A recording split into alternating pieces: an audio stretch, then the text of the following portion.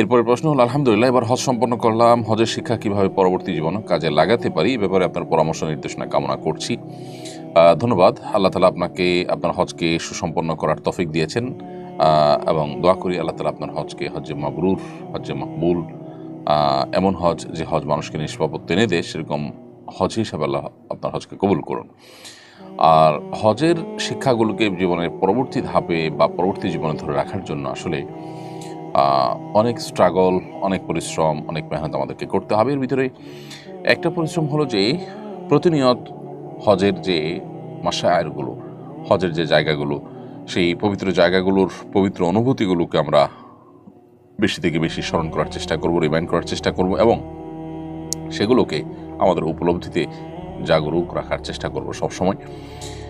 আর একটি ভালো পরিবেশ, যে পরিবেশ তাকওয়ার পরিবেশ, দিনী পরিবেশ, নেককারদের পরিবেশ, সেরকম পরিবেশের মধ্যেও আমরা যথাযথভাবে আমাদের নিজেদেরকে এঙ্গেজ রাখার চেষ্টা করব, সময় কাটাবার চেষ্টা করব ইনশাআল্লাহ তাআলা।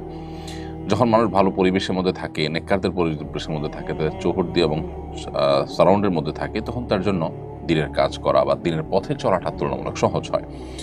অনেক হজ করে এসে নিজের আগের যে গড্ডালিকা, আগের যে স্রোত, আগের যে পরিবেশ, সেখানে হারিয়ে যান, যার কারণে তারা আর সেখান থেকে ব্যাক করতে পারে না। তো এই জায়গাটাতে আমাদের ফিরে আসাটা দরকার এবং গুরুত্বপূর্ণ। আল্লাহ আপনাকে সে তৌফিক দান করুন। সেই সাথে আল্লাহর কাছে খাসভাবে দোয়াও করতে হবে যে আল্লাহ আপনি আমাকে হেদায়েতের পথে পরিচালিত করুন, অবিচল রাখুন, হেদায়েতের থেকে যেন আমি বিচ্যুত না হই, সেটি আল্লাহর কাছে দোয়াও করে যেতে হবে। আর এছাড়া হজ করে আসার পরে ইমানের কিছুটা চার্জ হয়, এরপর আবার রিচার্জ করতে হয়। একটা সময়ের পর আমরা যদি রিচার্জ না করি, তাহলে সেক্ষেত্রে আবার দেখা যায় আমরা ফিরে চলে যাই আগের জায়গায়। এই জন্য নিয়মিত আমাদের ইমানের নবায়ন করা দরকার, আমাদের ইমানের রিচার্জ করা দরকার।